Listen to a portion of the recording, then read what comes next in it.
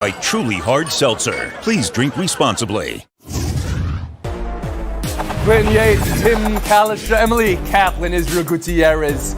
Fake slides, fake defense, very real dad love, but also... So I don't think Alabama wins this game. I think the only way they stay in is if they lose close and they get some help from others. Alabama's got no chance. I don't think Alabama is going to win this game. Here? Yes, it is a collective team effort. Too, Everybody Israel. knows the goal. Oh, it's wait, Monday, out. Bloody Monday. Let's go around the horn. What the heck?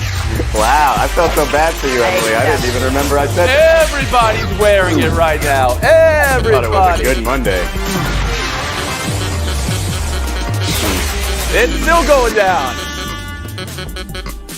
The rat poison that you usually give us is usually fatal.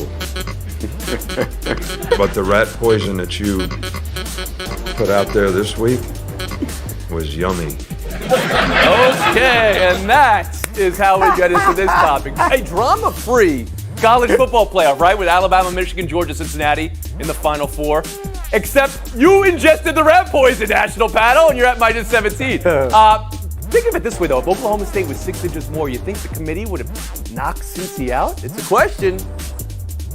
All right, national panel, I want your view of whether this is the rightful 4 and the rightful matchups, and that the only undefeated team is the 4 in getting the defending champ. But start with the biggest picture. Did what Alabama just do to Georgia have you doubting everything you thought you knew about Georgia and this college football season? Clinton Yates, around the horn to you. No. Last week on this program, some of you stood up here and tried to go crazy because Auburn kept it close for 58 minutes of the game. And I told y'all Alabama still won the game. People? And I'm not distrusting Nick Saban when it comes to championship situations. That happened, Timothy. You remember. And so as a result of that, what I'm saying is that Alabama is the team to beat in these situations. I don't care if Cincinnati's undefeated. I don't care what Georgia's defensive line looked like through weeks 4 through 6. They don't play the same way when it comes down to championship situations because of how they're composed and how their coach is. Nick Saban is the best coach in college football history as far as I'm concerned, and this shows it. They're the favorites going forward, and it's obvious to me. It's not clear. Tim Kalisha, focusing on what Alabama did to Georgia, which you did not foresee, I believe. You're at minus 17 now for this. I'm so sorry. I didn't foresee that. Focusing on Alabama, that's the best performance by a college team all year. I mean, they kind of obliterated that Georgia defense, and somehow an Auburn defense that sacked the probable Heisman winner 7 times a week ago didn't sack him at all Saturday. So great job by Alabama. Fine job by the committee. The Final Four was kind of obvious, and it's good that Alabama doesn't play Georgia right away. You don't want to do a rematch right away. If they both win, and I think that's iffy for Georgia, then they'll play each other and deserve it in the final, but you don't want it right off the bat. Emily Kaplan, I appreciate your decision in wardrobe today to try to butter me up. It's not going to help you right now. You're at minus 17. You didn't foresee this. Please, the floor is yours. Speaking of things that are buttery, I just like to say this is a hole that I can get out of because it's very yummy. It's a delectable hole. It was a take that Nick Saban liked. I disagree with Tim personally. I don't like the matchups. I would much rather see Georgia play Alabama on December 31st. Let's get that out of the way. Then you can get Michigan and Cincinnati, the 2 teams that had the longest odds to get here at minus 101 odds and 80-1 odds to begin the season. That said, I was wrong about Alabama. I'll eat it. It's a yummy take that I had, but they destroyed Georgia in their vaunted defense. Georgia had only allowed 386 yards in a single game. They had 365 by halftime. So good on them. I was wrong. I'd rather see that on December 31st, though. Okay, well, let's dig deeper here on the matchups, Israel Gutierrez. And I know you believe Georgia was far and away the best team in the country, but now you're getting a matchup here. Cincinnati, the only undefeated team, is the 4 seed in this 4-team tournament. How do you feel about that?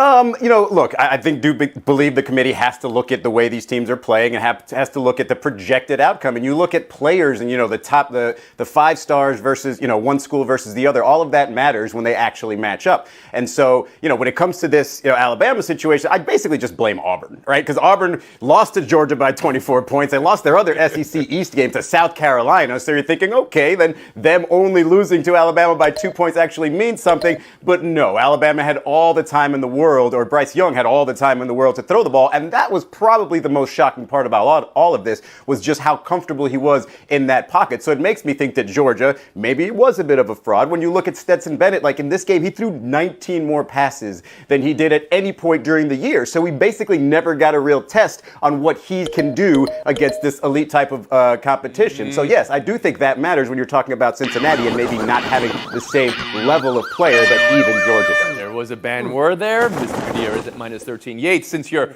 storming out ahead of in front of everybody here with minus 9, the idea Cincinnati undefeated, but the 4th seed, and they're getting Alabama opposed to maybe drawing Michigan in their first game. I think it's unfortunate because we tend to overvalue the concept of being undefeated when it comes to how we comparatively look at schools. But the eyeball test tells me Cincinnati's the 4th best team in this playoff. I'm glad they're there, though. We'll move on. Steelers 20, Ravens 19. This game was great down the stretch because Pittsburgh resuscitates their season and Ben defibrillates his season. And Mark Andrews' fingertips could not bring down the ball. We'll get to that. Here's the clutch play. Lamar Jackson to Sammy Watkins with 12 seconds left, almost to tie it, but a very John Harbaugh call to go for it for 2 and try to win the game outright. And he also said he had no healthy cornerbacks, and that factored into his decision-making, but fingertips away. Tim, everybody loves the decision to go for 2 and win the game in the moment. You have the same energy now that you see it fail that way. You know, when we're fans of teams, we're going, yeah, they're going for 2, way to go. And then when it fails, it's, what kind of play call was that? Okay, I'm not a fan of these teams, but I watch that and I go, what kind of play call was that? They're counting on T.J. Watt misreading the play. He comes in completely untouched at Lamar Jackson. That puts the quarterback in a bad spot. Lamar makes a poor throw. I know the tight end touched the ball. That doesn't mean it was catchable. It's a lousy throw, but T.J. Watt's in his face. That's a bad call. I want Lamar Jackson to be able to have the option to run on a 2-point conversion, and there really wasn't any there. Glenn Yates. Oddly enough, I actually disagree with both parts of that from Tim, even though we sort of came to the same decision. I don't like the call. You've got Justin Tucker. You've got Lamar Jackson. Extend the game, and you can probably give yourself a chance to win in that particular situation. However, when they went for it, I like the play call. I think that's a catchable football. I think that Lamar had an option there. He got it out as fast as he could, and the play wasn't made, which was unfortunate. But overall, I don't think that was a smart decision in order to go for it. You had a better chance to win that game with more time, and they just pressed the matter a little bit too hard for me. Israel, where do you come down on this? Opposite side of Clinton there. The Pittsburgh Steelers had been averaging better than 7 yards per play in the 4th quarter. Deontay Washington was wrecking fantasy football wins everywhere across the country. And you have a basically 50-50 shot there of a literal coin flip in overtime, or this where, you know, the numbers say, 47.1% chance of winning if you go for 2 there. And you put the ball in a wide open, your best pass catcher in that huddle is wide open. You put the ball on his fingertips. Yes, TJ Watt had 3 sacks at that point, and you let him go loose, and that's probably not the best strategy there. But everything else was almost perfect, and that's pretty. I mean, that they had a way better chance of doing that than defending the Pittsburgh Steelers in the first possession of it. Emily, you want to break the tie here? We got everybody going different ways in this. You know, everyone talks about analytics in these situations, but what about personal analytics? Lamar Jackson is now 3 for 10 in his entire career going for 2-point conversions. He wasn't good in this game. The protection was not there. He was getting slammed. He got sacked 7 times. So you've got Justin Tucker, as Clinton says, a guy that once had 222 consecutive extra points. And then you take it to overtime. All you need to do is get to the 50 because Justin Tucker hit the longest field goal in NFL history this year. I don't know, though. Those are just numbers. What do I know? You want back in? What got your gout here? I mean, that's kind of like a hold my call situation here when you're bringing up who the kicker is. And that I don't care who the kicker is in the NFL. You're going to assume he's going to make the extra point. Yes, Justin Tucker has a 100% chance of making it. But every kicker, there's no coach saying, is my kicker going to make this or should I go for 2? No, you just assume the kicker's going to make it. And if he doesn't, then maybe you should probably look for kickers in the draft next year.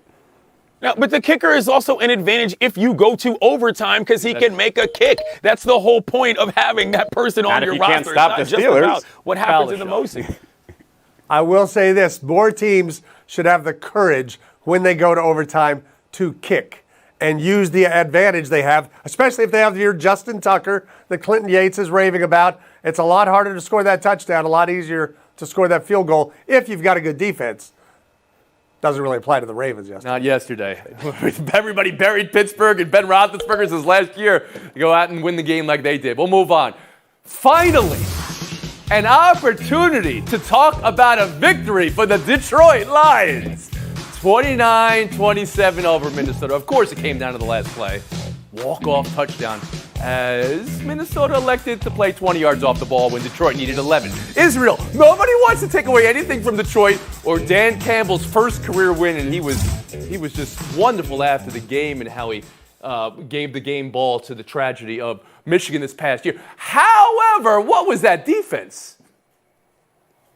Yeah, no, it was just perfect emotion win for the Detroit Lions. But not only was that defense on, it just feels like the Minnesota Vikings are just taking over lioning for the year because they've done this in so many games. You already thought that the Detroit Lions gave it to you with that 4th and 1 fumble in the previous possession, and you've got it all set. And then you do that. You do that on defense, and you just leave the goal line wide open. It just felt like they were just so used to backing up on prevent. And this was after a timeout as well. Like, if you're asking me what they were thinking, I have no idea what they were thinking in that spot. The colors are even different between the goal line and the regular field. So it's just one of those situations where just like this team mentally has not been there seemingly all season long. Emily Kaplan. Yeah, did you really think that the Lions' first win of the season was going to be pretty? Like Jared Goff wasn't going to throw 2 interceptions in the 4th quarter and potentially blow it? I'm old enough to remember that Mike Zimmer was once one of the best defensive coordinators in the league, and I know I haven't covered football in 4 years, but whatever he put out there after that timeout, it just was not it, and nobody stood a chance there. Tim Kalishaw. You know, I don't know why the two defensive backs are both playing about 3 yards deep. You play on the goal line and make sure they throw it over you, or if they do throw it in front of you, you can tackle him before he gets to the end zone. But let's not forget the courageous few who months ago told you the Gofford-Stafford trade was not going to be this world-beating trade this one you for got LA. into positive Jared figures. Goff, 296 yards, threw the ball down the field, coming into his own. The last pass was a great pass. I mean, 20 yards off the ball, Clinton Yates. What's Minnesota's defense there? You can't lose to a winless team, and you can't do it that way. As far as I'm concerned, it's a fireable offense for Mike Zimmer, a guy who's a defensive whiz, so to speak. That's just not NFL-level execution in terms of anything, winning this football. Then you want to celebrate Detroit real quick? Go ahead. Do I want to celebrate Detroit's win? Yeah, I mean, they should have won. They should have beat Minnesota last time. 54-yard field goal kept them from it. They should probably have 4 wins by now. Taking a break here real quick. Anybody catch Cooper Kupp's post-game interview with Bridget Condon of the NFL Network yesterday? This is the type of analysis I'm looking for from you guys. I'm ready. Yeah, they set a little 3-deep fire zone, brought the nickel off the edge, safety dropped down. It didn't look like they were doing a replacement fire zone, so I knew with the back away we were going to get 3 pushing through. I had an opportunity to kind of run in there if I could beat my guy and just had to beat the safety to the end zone. Oh, I can't wait to look to see what closed captioning did with that. We'll be back with Buy or Sell next. That's a mouthful. Around the Horn is presented by Truly Hard Seltzer. Live truly. Please drink responsibly. Part of Happy Hour. From the Seaport District at Pier 17. I think and hope this plays out after every game with every player, but here it is. This is just tremendous. Gardner Minshew II and his father, Flint Minshew. He doesn't even go out first. Enjoying his near-perfect start. Minshew led the Eagles on scores in their first 7 possessions. The Jets said they didn't even change preparation for Minshew. They prepared for the system Philly had, and that was it. You're looking right here at all the seeds of that preparation. The low lights for the Jets. Clinton, what are you buying? What are you selling from this one? I'm selling all of this from the Jets. You said it right there. You weren't ready for Minshew. You weren't ready for anything if they scored every single time they had the football in the first half. Come on, you got to do better. You know, I'm going to give him a little bit of a pass here because you don't change from a running quarterback to a guy who's not going to run as much and say, we've got to adjust to that. But they don't look prepared for any kind of Gardner Minshew. They don't look for any kind of quarterback. Yeah, even if that's true, though, Tim, you don't say it out loud. Would you ever hear Bill Belichick say that? Would you ever hear Mike Tomlin say that? If you're a coach, you've got to prepare for all situations, and it was the highway to danger zone the second you walked in that Top Gun gear. All right, Emily Kaplan, I see what you're doing there. And Israel Gutierrez? I'm selling the idea that the game plan against Jalen Hurts was to, hey, let's leave these guys wide open because he can't throw the ball at all. Yes, he could have made those throws for those same touchdowns and those same big plays, so it's just terrible Jets. I'm also selling it's too many hellos there. There's like 4 hellos there between Gardner and He goes in hard with Pop for the hug, too. It's almost like, the best part about this is his name is Gardner Minshew II, and his dad's name is Flint Minshew. I mean, they have different names. They have the same name, but he goes by different names. It's the middle name that Pop goes through. We'll move on. Bills, Patriots tonight. Enormous game in the AFC East and in the AFC overall, where New England is the 1 seed, and that's up for grabs, where Buffalo needs to prove itself for real. Patriots need to keep the win streak going. Could be some weather I'm tracking in Buffalo, all right? Some wind, some rain, some potential snow. Of course you are. Lake effect snog, if there's fog involved with the snow. Tim, what's on the line tonight and what will decide this game? I know this is risky. I know it's ignoring what Buffalo did in Jacksonville recently and other places. I still think Buffalo is enough of that team from the AFC title game a year ago that they win tonight. They regain the lead in the AFC East and get into that chase for the best record. Everybody's got 4 losses. Recap of what decides tonight. Well, lots on the line. The Patriots haven't been first place in the AFC since week 3 of 2019. All of that suffering. It's going to be a fascinating matchup, though. Like one of the most conservative offenses versus a guy that goes for it. And a lot of Bills losses. Something to keep an eye out. The teams don't blitz Josh Allen a lot. They use zone. Israel Gutierrez, what decides tonight? Who's led the league in turnovers over the last 4 weeks with 11? That would be Buffalo. Who has led the league in takeaways with 12 the last 4 weeks? That would be the New England Patriots. My money is on Bill Belichick and game planning against him, especially if there's bad weather. And Clinton Yates, what decides tonight? I love this. I'm not really sure if it is or isn't my father's AFC, East or whatever, but I do know that this is the last sort of death rattle for what the Patriots are. The Bills think they've overtaken them. The Pats have managed to stay in it with the rookie quarterback. And this isn't a death rattle for the Patriots. They have a rookie quarterback. They're feeling great about themselves. They're the number 1 seed. Haven't lost in 2 months. Where's the rattle there? Okay, I mean, Belichick's at an advanced stage, you know what I'm saying? This team, a lot of people did not think was going to be this good this year. They're doing pretty well considering. That's what my point is. I think I see where you're going there. Maybe I was connecting too many dots there. We're going to move on. No quarterbacks had a better year in college this year than Kenny Pickett, throwing the ball and running the ball. But if he needed a Heisman highlight for the real, he got it Saturday on the ground. Fake slide, touchdown run. All right, Wake Forest coach Dave Clawson said the NCAA should take a look at the rules on this, make it illegal, because it's in the rules to protect players and in the interest of safety. So, Emily, let me ask you, if a quarterback is allowed to give themselves up to be protected in the interest of safety, should they be allowed to fake a slide like Pickett did? No, I mean, look, he looks sick. I want to watch this again and again. There's probably going to be a rule change named after it last year, but it comes down to you can't exploit a rule that's designed to protect you because next time he does it, the defense is just going to slam him. So, Israel Gutierrez, do you believe this should be allowed? No, I don't believe it should be allowed. I believe for that exact reason that Emily mentioned. And you're supposed to be down when you start your slide. So what's the definition of starting your slide? Because it looked like, obviously, he was about to start a slide right there. I feel bad for the next time Wake Forest and Pitt plays for whoever that quarterback is, assuming Pickett can't come back again for another year, because he's going to take a pretty bad hit just off of this. Clinton Yates? Yeah, that's how I would go about it. I wouldn't penalize it, but I would simply call it dead where you took the initial fake from. It's the easiest way to keep everybody safe. It's a letter of the law versus spirit of the rule situation. That move violates the spirit of the rule. So everybody, I thought somebody would be celebrating this for ingenuity and Gabe's McAllister. Oh, you're still Great play, just Okay. illegal. I hope that Pickett's charge 2.0 doesn't result in some kind of rule change. How would you get to a point where you can have the officials throwing a flag? I thought he was about to slide. I thought he was thinking about it. He looked like he was leaning that way. He was giving a hint of a slide there. Allison's charge. Look at this. Is he going to get that? Oh, that is a charge. That's a charge. No. I think Pickett's problem was he did it. He was too good. He was too good at faking the slide. Not my problem. Today. I mean, let's be fair here. I mean, you didn't see Alabama beating Georgia. You didn't foresee that. Emily Kaplan, you didn't foresee it. Clinton Yates. Gutierrez showdown. 2 minutes. Clinton Yates, Israel Gutierrez in showdown. Only time for one. So this is for all the NFTs. Head-scratching coaching moves in college and pro this weekend. Carolina firing Joe Brady as OC on the bye week. Less than 2 years in, when the team missed McCaffrey all those games and have had quarterback issues all those games. They were trying to hire Mario Cristobal with Manny Diaz still employed in recruiting and Cristobal still coaching Oregon, and about $60 million of buyouts necessary for any of it to even out. But yes, they did finally let Diaz go today. Cristobal's coming. And Oklahoma and Brett Venables. Absolutely straightforward by comparison. So, Clinton Yates, which coaching move has your attention?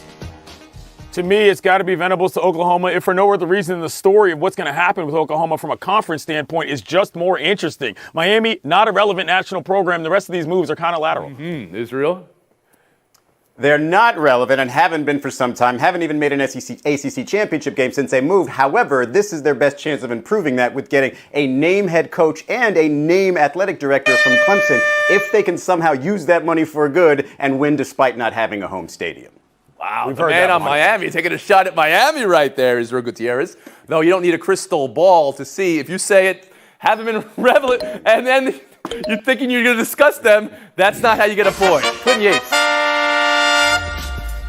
The National Baseball Hall of Fame is something that considers itself a big deal on a lot of different levels for reasons that I, as a 40-year-old man and a baseball fan, will never understand. Buck O'Neil got in this year from the Veterans Committee, as did quite a few others. Dick Allen did not. Let me tell you something. I've loved this game for as long as I've cared about sports, and the level of self-importance that goes on about the Hall of Fame is overwrought and unnecessary. If you think somebody should be in the Hall of Fame, let him in. It's pretty simple.